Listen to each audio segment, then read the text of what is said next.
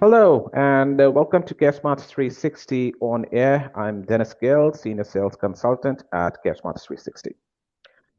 See, when families reach out to a home care agency, it often feels like the beginning of their care journey. But in reality, it's usually the middle or even the end of a long, emotionally charged process. Families are making decisions under pressure, financial documents aren't organized, estate plans may be incomplete, roles within the family are unclear, and the emotional weight carried by family caregivers is already heavy before care ever starts. Today, we are joined by Douglas Ross, founder of My Family Care Plan, with more than 35 years of experience working with families in transition. And Douglas brings a rare upstream perspective, one that looks at how family readiness, or the lack of it, directly impacts care outcomes, caregiver relationships, and the operational realities home care agencies face downstream. So, in this episode, we'll explore what happens before family calls an emergency, why underpreparedness creates risk for everyone involved, and how agencies can engage families earlier, more thoughtfully, and with greater clarity. So, without taking on the role of financial advisor or therapist. So, without wasting any more time, I welcome to this podcast Douglas. Thank you, Douglas, for your time. Thank you, Dennis. I appreciate that. I'm Doug Ross, founder of My Family Asset and Care Planning, and my background sits at the intersection of family assets, estate planning, and care decision making.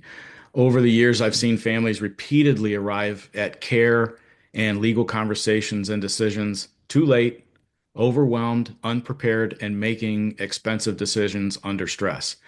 What I focus on now is the upstream work, helping families, especially women who are often the primary caregivers and decision makers of the family, get organized, ask the right questions earlier, and engage the professionals more effectively when care or planning becomes necessary. Mm, perfect, perfect. Thank you for the quick introduction from your side, also, Doug. So, I'll straight away jump in with the first question for you. So, from your experience, Douglas, what are the most common upstream challenges families face before they ever engage a home care agency, be it financially, emotionally, or organizationally?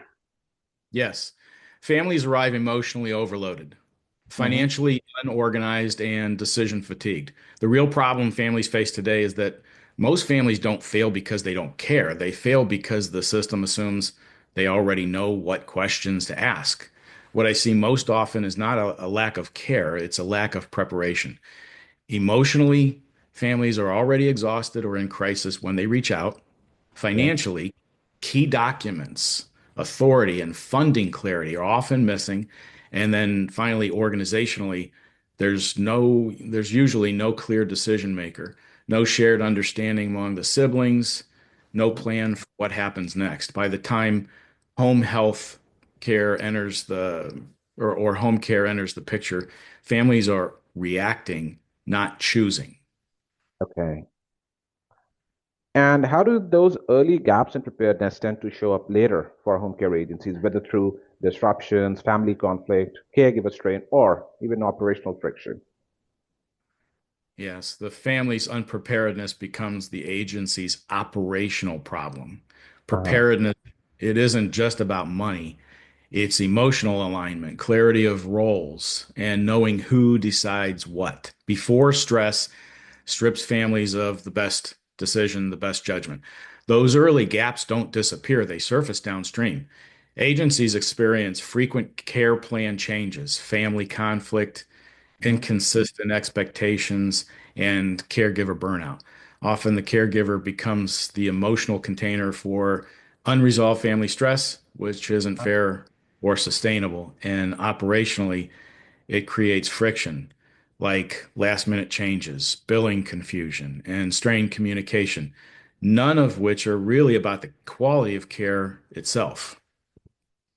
Got it, got it, got your point. And at intake or admission, what are the early warning signs agencies should listen for that indicate a family may be overwhelmed or underprepared for care, according to you? Yes. Agencies should listen for confusion, Mhm. conflict, and lack of authority. What's missing today is a neutral, trusted starting place, not a sales funnel where Okay. families can orient themselves before being routed to the professional providers. Some early signals are subtle but consistent. If multiple family members are giving conflicting instructions, if no one is clear who has the decision-making authority, or if questions about payment, duration, or legal authority are vague or avoided, these are signs that the family may be overwhelmed or unprepared, even if they're well-intentioned. Okay. Okay. And what kind of questions can agencies ask, not to overwhelm families, but to surface hidden risk and set clearer expectations from the very beginning, what it should be? The key is to ask clarifying questions, not technical ones. Hmm. Agencies don't need to interrogate families, they need to orient them. Simple questions like, first, who is responsible for decisions if something changes? Okay. Second, have you talked as a family about what happens if care needs increase? Or third, is there someone we should in updates to avoid confusion?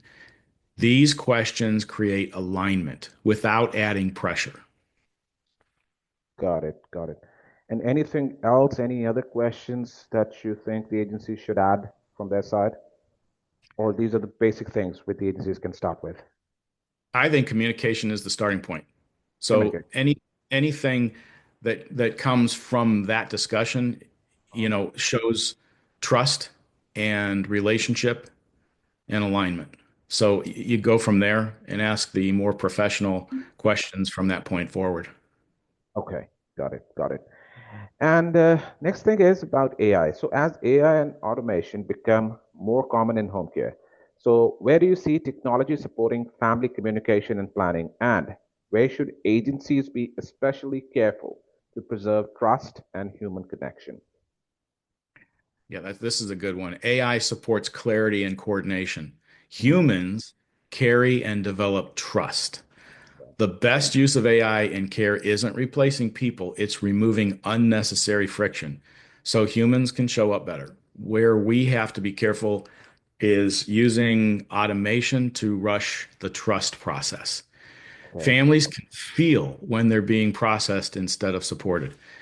Technology has been incredibly helpful for organizing information, setting expectations, and improving communication. Where agencies need to be careful is replacing empathy with efficiency. Families don't want to feel processed, they want to feel heard and supported. AI should reduce noise and confusion so caregivers and care managers can spend more time on what truly matters, which is trust, reassurance, and the human connection. So human connection is the key as per you. Correct. Okay, and finally, Douglas, looking ahead to 2026, so we are at the start of this new year. How do you expect family expectations around preparedness, transparency, and shared decision making to evolve? And what should agencies start doing now to stay ahead? Yes, love this. Families will expect guidance, not just services.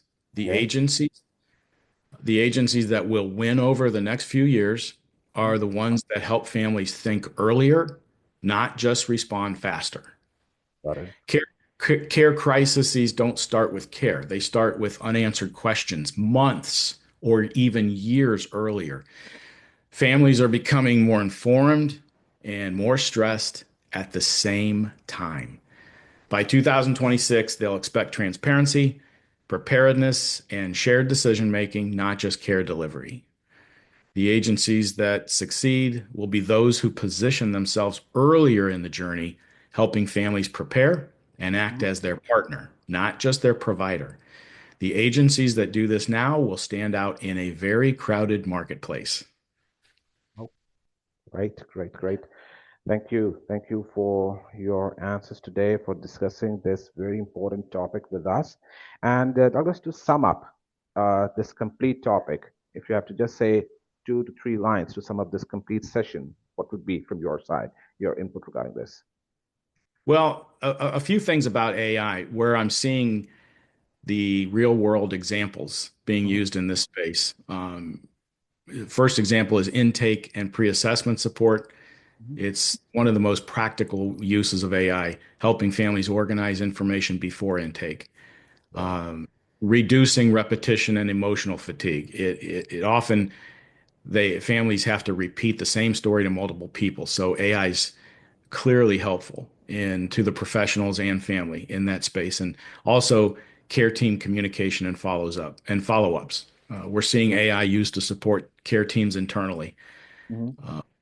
Where AI helps without replacing trust in humans, Okay. the biggest difference is removing friction, not replacing relationships. Families don't want decisions made for them. They want clarity before the decisions are forced on them. Got it. The caution where we have to be careful is the risk of using automation to rush families or funnel them too quickly towards a solution. Care decisions, as we know, are emotional. Technology should slow the right moments down, not speed them up. And finally, one forward looking point, I think the next evolution is giving families a neutral starting place. Mhm. Think of it as a calm front door where they can orient themselves before being routed to providers. Got it. Got it. Got it. Got it. Thank you. Thank you for your valuable inputs, Douglas, today. And I know this was a very short and crisp session today with you. We would love to have a detailed session with you in future in more topics. And thank you to our lovely audience today. I hope this would be of help to any of the family members that are listening or to the home care agency owners also. And we would be planning more and more sessions on these topics in the future. Thank you, everyone. Thank you, Doug. Thank you, Dennis.